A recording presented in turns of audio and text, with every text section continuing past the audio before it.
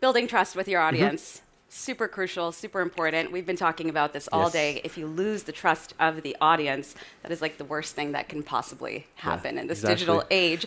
So our next speaker of the day will be talking to us about how the importance is with building trust with your audience. And so she is a TV personality. She is a lifestyle blogger, a morning host, and one of the top influencers from Sweden. I would like to introduce to you Ebba Kleberg von Sydow.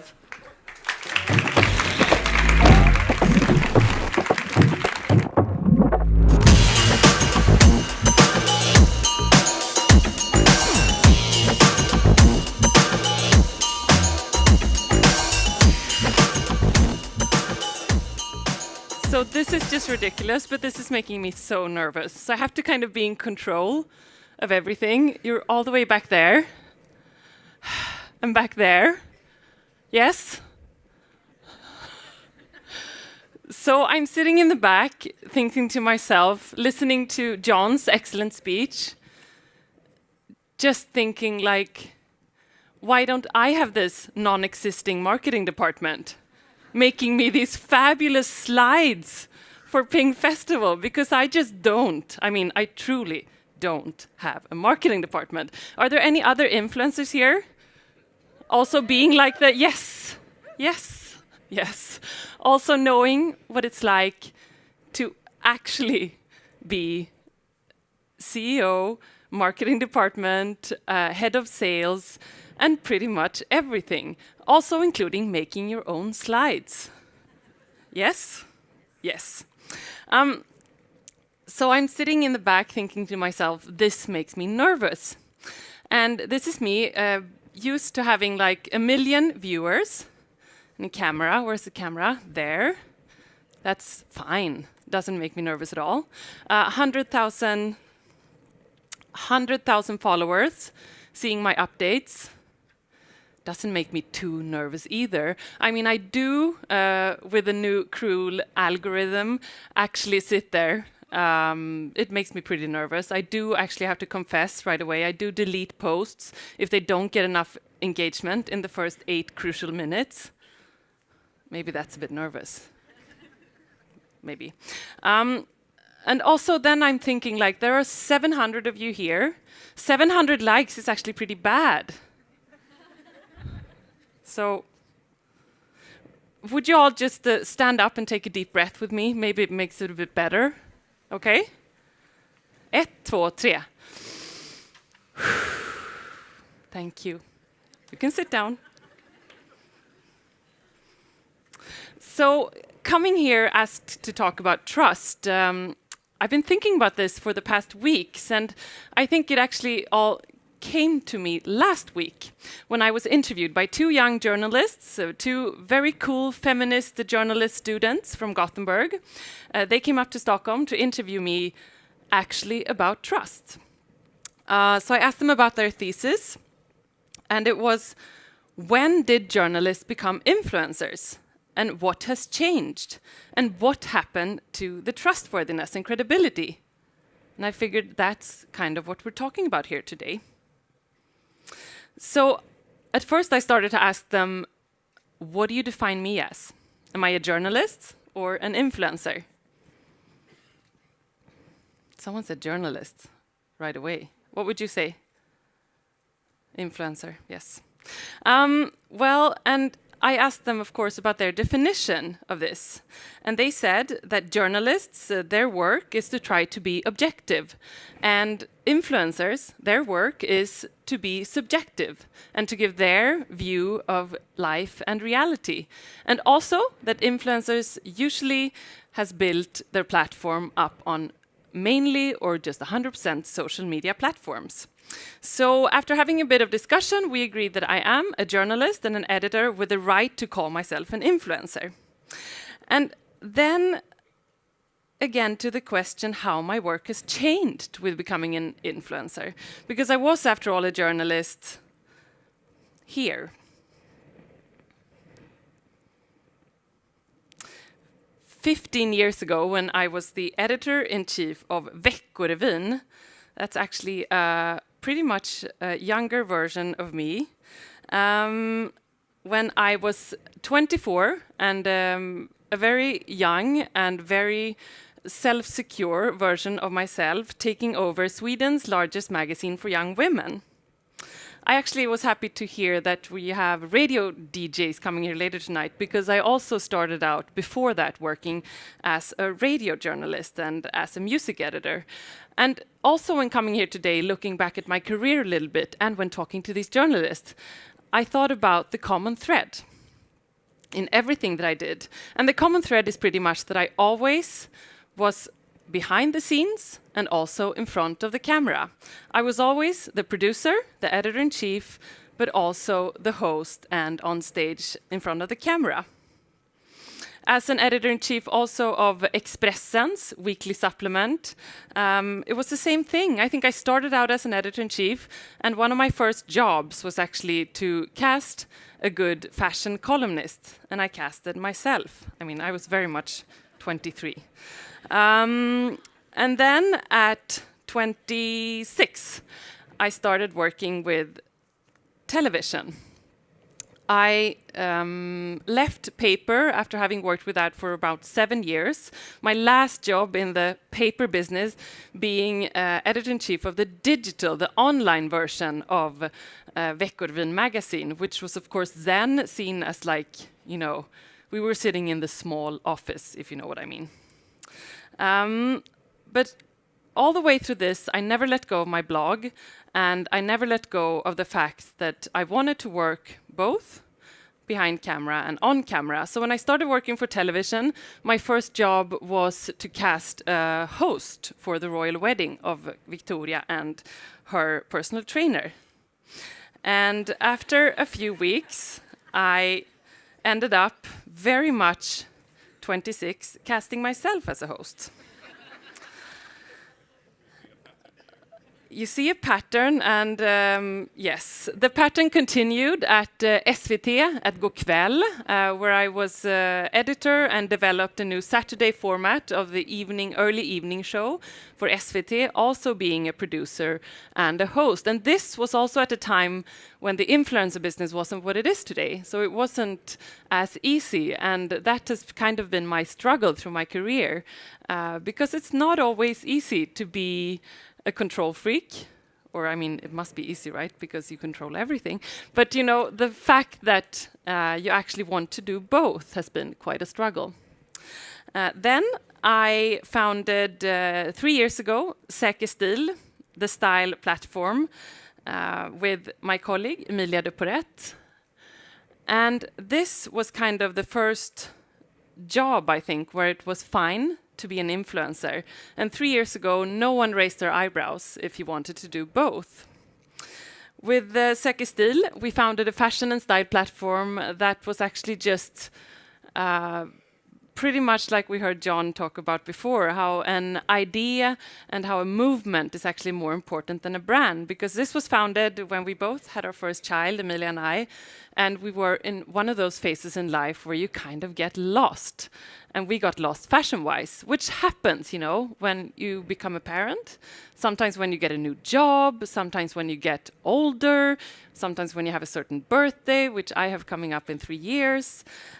In those kind of phases in life, you suddenly get lost. And this was where we kind of found the core to Säker Stil. And someone asked me to translate it into English, and it's safe style. It's really bad. I really should have thought of something better before this English speech. But I would rather say it's about, speaking here to a Finnish audience, about a Scandi chic style. You get that better, right? Because you know that. You're also, like in Sweden, masters of that. Because that is very specific and kind of the solution when you get lost, you know? Lean back on the classics and find your strategy and organize your style once and for all. And with this strategy, we've done 2 books. We do the weekly fashion podcast, Säker Stil, which is now the largest fashion podcast in the Nordic countries, with about, let's see, I should know my numbers, 210,000 listeners each month right now. And let's see. With Säker stil, I thought it's also interesting to hear about building a cult, because we didn't want to build a cult, but when we started our Facebook group a couple of weeks ago, we realized that we have actually already built a cult. And this was I took this as an example here today, because when talking about building trust, of course, the key to that is talking to your audience and serving them with platforms that are useful to them and where they can get help and advice and learn things and be educated, because that's the key, right? We know that. Everyone in this room who is an influencer know that. And it might not sound so sexy and cool to start a Facebook group in 2018, but what we did here is that we thought about, we have all these platforms. We have Instagram, Facebook, we have our newsletter, we have our podcast, we have all these different channels, but we don't have a channel where people can talk to each other. So we founded the Facebook group, and just a couple of weeks ago, and we're now getting closer to, 8,000 members. And that might not sound like a lot. I mean, here today, listening to seminars, we talk about hundreds of thousands of followers. But these 8,000, soon to be 10, soon to be 50,000, are super loyal and so nice and friendly to each other. And if Oatly didn't start a Facebook group yet, they truly should. And so should you.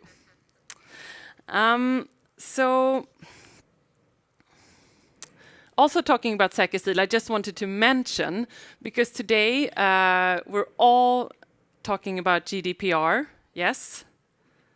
Someone actually said to me in a seminar earlier today that maybe this is actually just something that was invented by evil lawyers wanting to charge insane amounts of money to us all being super nervous about GDPR. But that's not really true, right? No. No. But you sometimes wonder.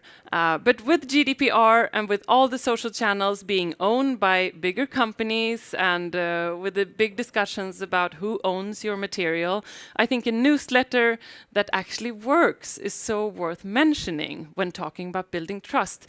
Because this is our little weekly, and it's not super flashy or anything like that, but it actually works. When I talk to people about opening rates, they look at me like, you looked at the wrong thing here, because you can't possibly have an opening rate of 82%. And we actually do. So I'm very, of course, most of all grateful to our followers and our fans. But also I think it's worth mentioning, because if you do make great content adjusted to the channel of a newsletter, it can be a fantastic success.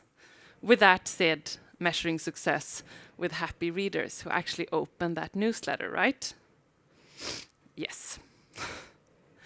And with this being such a digital savvy crowd here today, I mean, that also makes me nervous. You're all such experts here today. I thought it also would be worth mentioning when talking about trust, about the very, very not digital world of books. And to me, that is, of course, a passion. Otherwise, I wouldn't have written, is it 9 now? 9 books. I publish 1 book every year. Last year it was 2, but then I also had my 3rd baby, and that doesn't make sense, but yes. This is some of the books, and this is, of course, not pictures that I took myself, but pictures from some of my very, very lovely fans and followers.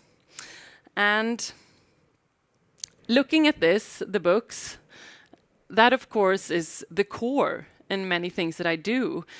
You saw in that last slide, I had my cookbooks that I do with my sister. I had the pregnancy book. I had the royal book. I had the fashion books. Actually, we have to go back, because one other thing that I heard here today at a seminar was, of course, the importance of finding your niche, right? And I think it's just nice, maybe, if there's anyone else out there who kind of has a hard time with that, just like me, thinking there are so many things that are fun to work with, right? I just cannot only stick to royals. I mean, that would be crazy, right? My friends would hate me if I would only work with the royal family.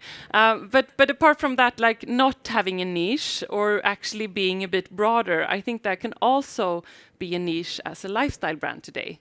So I just wanted to have that kind of said. We're also talking a lot about Instagram here today, of course, when building trust.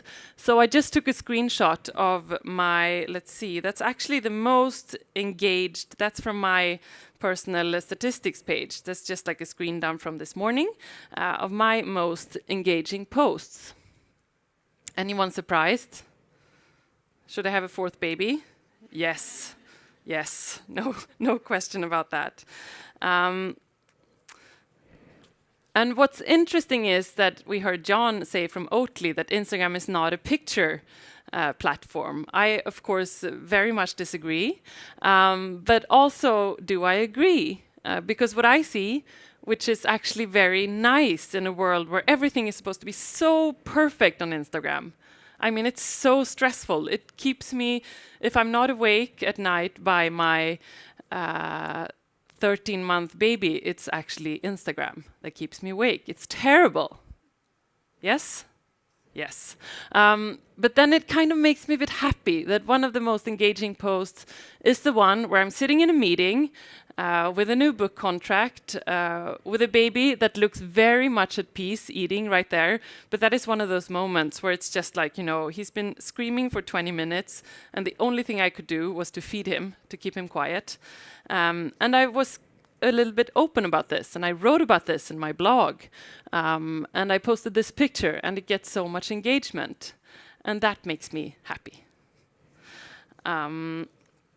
Also, what makes me happy is that this is actually a very typical subject that engages in my platform and in my channels.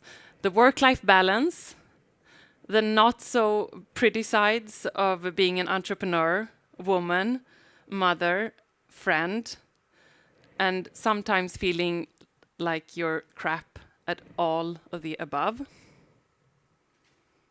Also, I think when looking at what engages the most, you kind of think like, isn't it more difficult? Like, is it this easy? And now I'm talking to the ones that are not influencers, but that are working with marketing. And of course, you know as well that it isn't that easy. All this that I do on all my platforms is very much thought through, very much adjusted to platform, and it is a skill. After having worked with this for 15 years, I know for sure. I mean, it is a skill of storytelling. And going back to where we started with the students who asked me, the journalism students who asked me, what has changed? At first, my answer to them was, you know, not a lot. I'm still doing exactly the same thing as I did at Veckorevyn and at Expressen. Because what I'm doing is that I'm creating content that's engaging, that's around lifestyle, fashion, family, feminism, and I try to talk about questions that I know will engage and hopefully be important to other women and mothers out there. And on the other hand, when I look back, I answered these students that so much has changed, of course. And the most important thing is that when I look back, I see that I automatically reached out to hundreds of thousands of viewers through traditional media. And to me, a big TV channel was, of course, me using them to build my trust. A big magazine I used to build my trustworthiness, my credibility. That was then. But if I would have stayed there, being an editor-in-chief at a paper magazine, of course, my credibility, trust, and platform today would be marginalized. But I used them, and then I thought, what about today? Today, they play a completely different role to me.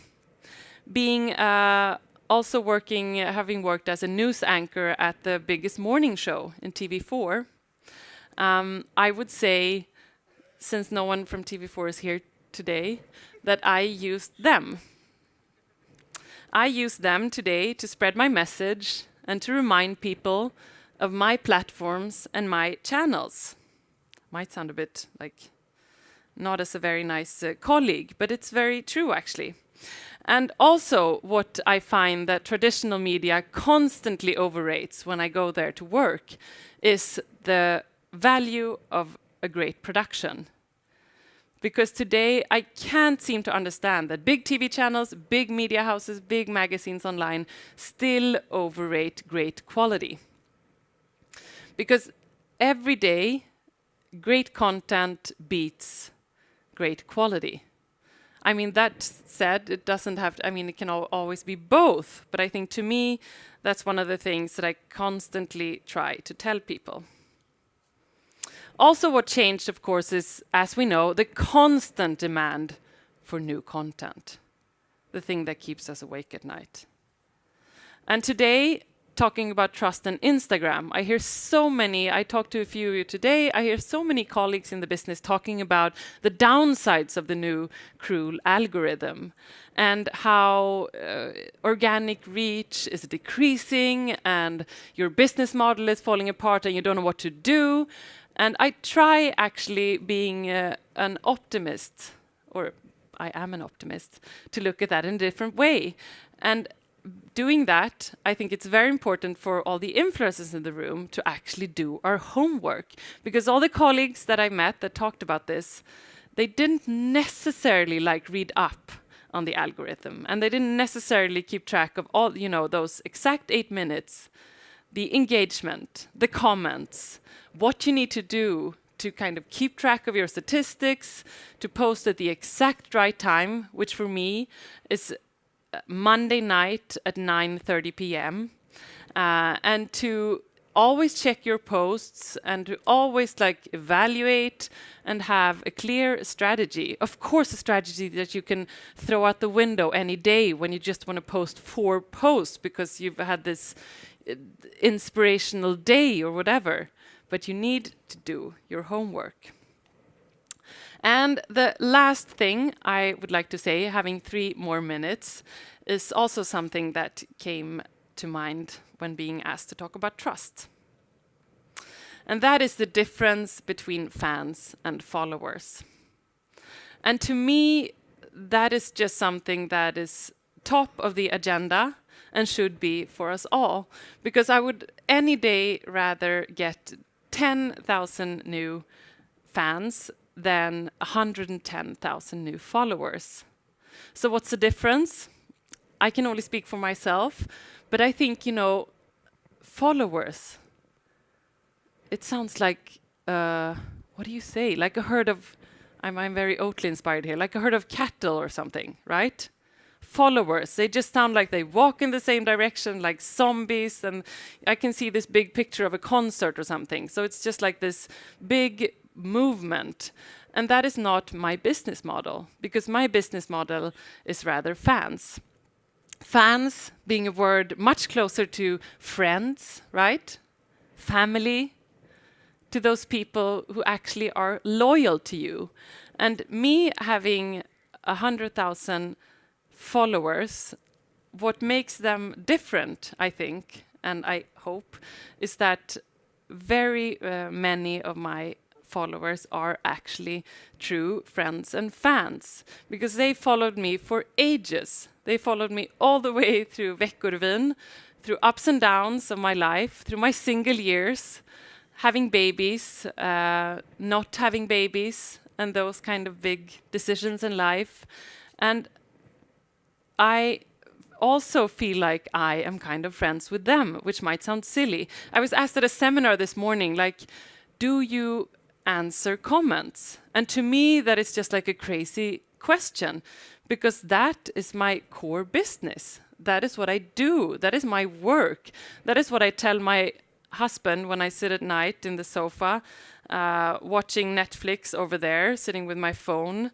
And he's like, so what are you doing? Are you on Instagram again? And I'm like, I'm actually working, which I am, because I'm answering to comments. And that's so very important to keep doing that. So there might be many people out there with more followers again, but I think today it's very important to think about if you have friends, fans that are relevant to you, that are loyal to you. And I was going to ask if I had some new fans or friends here today, but I don't feel like we had like a lot to talk about yet. But I'll do it anyways. So any new followers? Already a follower, nice. Any new fans and friends? Oh, thank you. Thank you very much.